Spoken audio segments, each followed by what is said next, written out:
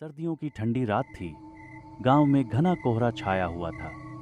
हवा में एक अजीब सी ठंडक थी, जैसे कुछ बुरा होने वाला हो। गांव के लोग अपने घरों में दुबके हुए थे। दरवाजों और खिड़कियों पर लकड़ियों के बोर्ड लगाए हुए थे। रात के समय गांव में कोई बाहर नहीं निकलता, क्योंकि पिछले कुछ हफ्तों से हर रात कोई न कोई गायब हो रहा था। वे लोग जिन्हें आखिरी बार रात में देखा गया था, फिर कभी नहीं मिले। गांव के एक किनारे पर एक खंडहर हो चुका महल खड़ा था। महल का इतिहास घातक था। कई साल पहले इस महल के राजा और उसकी सेना अचानक गायब हो गई थी। गांव के बुजुर्ग कहते थे कि वो शैतानी ताकतों का काम था। तभी एक रात, जब चारों ओर घुप अंधेरा था, गांव के मुख्य दरवाजे पर घोड़े की टापों की आवाज सुनाई दी। एक अजनबी लंबा काला कोट पहने और चेहरा गहरे हुड से ढका हुआ गांव में दाखिल हुआ। उसकी आंखें किसी शिकारी की तरह चमक रही थीं और उसके आने से हवा और भी भारी हो गई थी। उसने गांव के मुखिया के घर की तरफ रुख किया। अजनबी ने गांव वालों से कहा, मैं एक पादरी हूं। मुझे खबर मिली है कि इस गांव पर कुछ शैतानी ताकतों का साया है। मैं तुम्हारी मदद करने आया हूं। गांव के लोग पहले तो सहमे हुए थे, लेकिन शैतानी घटनाओं से परेशान होने के कारण उन्होंने उस पर विश्वास कर लिया। पादरी ने गांव में रुकने का फैसला किया और अगले कुछ दिनों में उसने गांव वालों का विश्वास जीत लिया।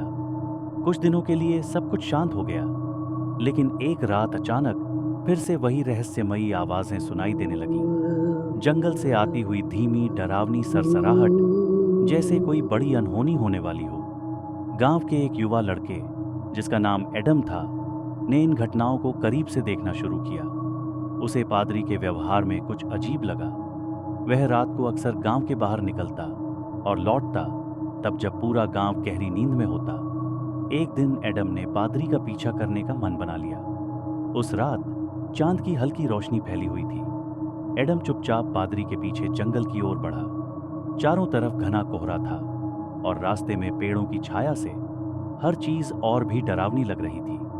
पादरी गांव के पास खंडहर हो चुके महल की ओर बढ़ रहा था। एडम का दिल जोर से धड़कने लगा, पर उसने हिम्मत नहीं छोड़ी।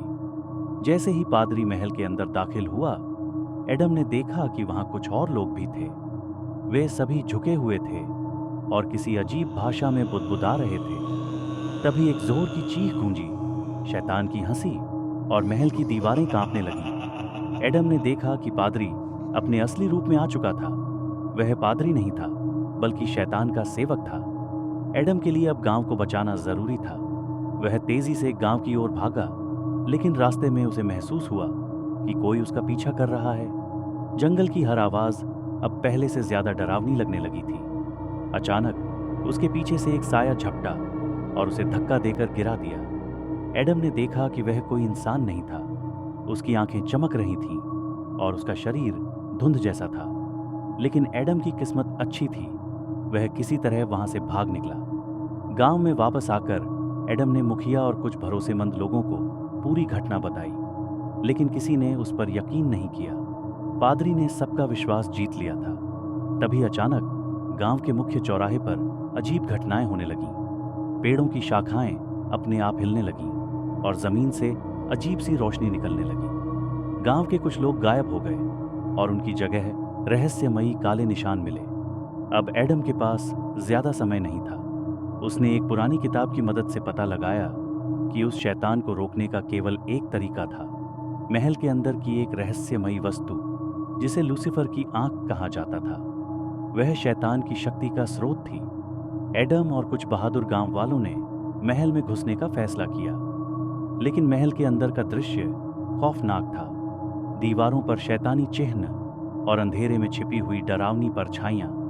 जैसे ही वे महल के अंदर पहुंचे, पादरी और उसके शैतानी सेवक सामने आ गए। अब लड़ाई शुरू हो चुकी थी। पादरी की शैतानी शक्तियां और गांव वालों की हिम्मत। एडम ने महल की गहराई में जाकर वह जगह खोज निकाली जहां लूसीफर की आंख छिपी थी, लेकिन उसे छूते ही शैतानी ताकतें जाग उठीं। एडम को महसूस हुआ कि जैसे उसकी आत्मा खींची जा रही हो।